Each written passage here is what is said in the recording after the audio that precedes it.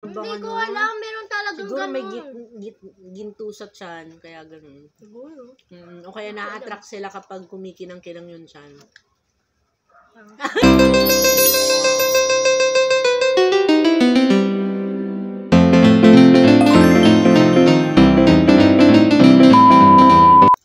Meron doon mga sa tribe na ewan. Pag kunwari nasa ship ka, lapitan mo lang yung island nila, at aatakihin ka nila ng mga poisoned arrow.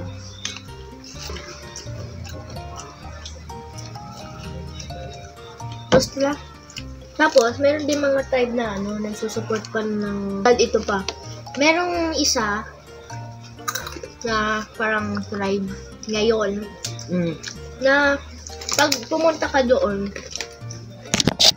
lahat sila, parang round yung mga chan nila, na lalaki.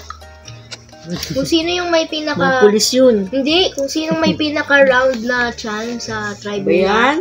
Kung sino pinaka-round mataba, siya yung pinaka-maraming pwedeng maging asawa. Blood ng cow, parang ganon. Tapos, milk. Yun lang pwede nilang kainin. Parang yan. Tapos, parang i-consider nila as king yung pinakamataba. Na pinaka-round yung chan. Na lalaki.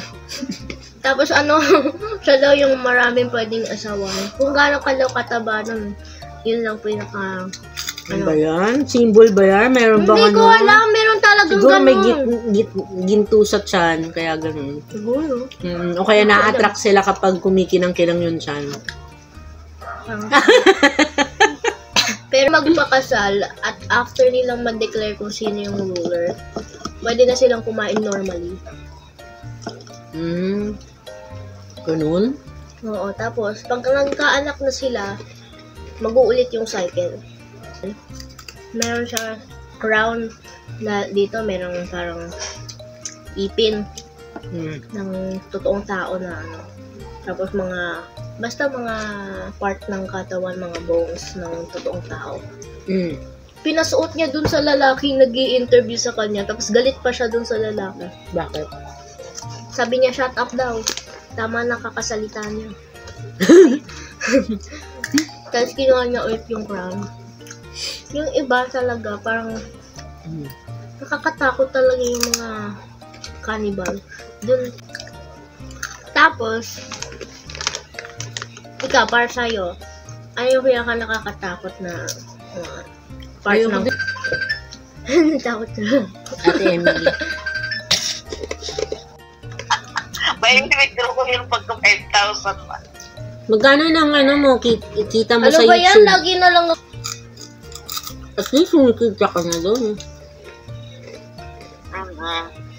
Kailangan mo kung gusto mong lumaki ang mo kasi, yung channel mo, mag-ano ko sa tumingin ka sa mga nagla-live. Pumasok ka doon mag-good morning ka. Tapos di ba, kung magbaba ng ba't ikaw hindi ka ba nagla-live? Ay, nagla-live ko naman, di ba? Hour lang naman ang inaano ko. Ngayon, pag may pumasok na mga sa live ko, nagbababa din ako ng mga link. Ganyan. Katulad yan, may isang channel, pinopromote ko rin yung channel ko. Kasi dalawa na, dalawa na ang channel ko. Pwede naman yun magdalawa. Pagka malaki na yung channel mo, katulad, yung subscriber mo, pwede ka na magdalawang channel. Yun yung yun yung pang suporta mo sa, halimbawa, yung channel mo naka-live, pwede mong gamitin yung second live stream, second channel mo, pang support. Halimbawa, pumunta ka sa live stream ko, sumuporta ka, nanood ka, i-name, kahit hindi ka nanonood, yung cellphone mo naka doon, naandun sa live ko, yung channel, yung cellphone mo, naka-on siya doon. Ano ko yun, Yun yung pinaplay-play ko. Piniplay Kasi mo? malaking puntos na yung panooran nyo. Kahit hindi kayo sinubscribe, kung pinanood yung video mo, napakalaking puntos na yun dahil sa watch hour mo at saka sa monetization mo. Ang bilis nga eh. Pag naka 100 subscriber ka na, Naka-record ano ka, na, te. pwede ka na mag-live. Ate, naka-record ka. Oo. Tumawag ka. Di nakasali ka na ngayon sa record namin ngayon.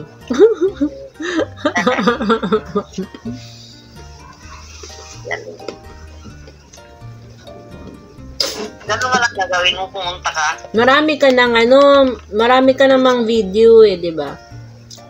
Oo, marami. May 1,000 na. Oh? 1,000 ng video mo?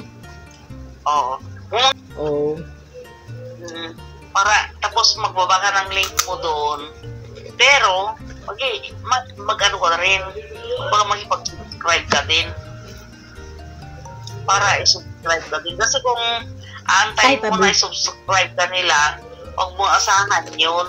Kasi ang nangyayari sa YouTube, subscribe to subscribe yan. Yung promote ba, ipopromote mo yung yung channel mo. Ipapakilala mo.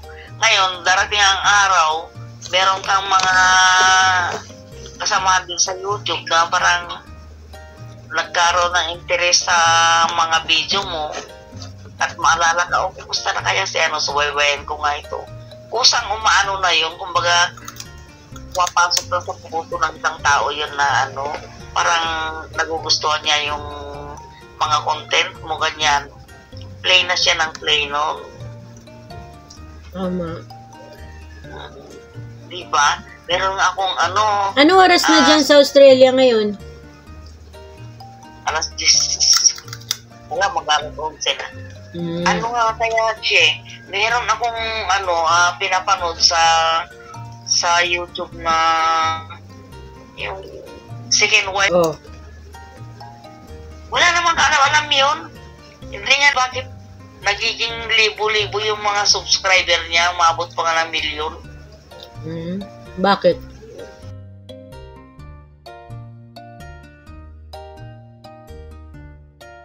Thanks for watching.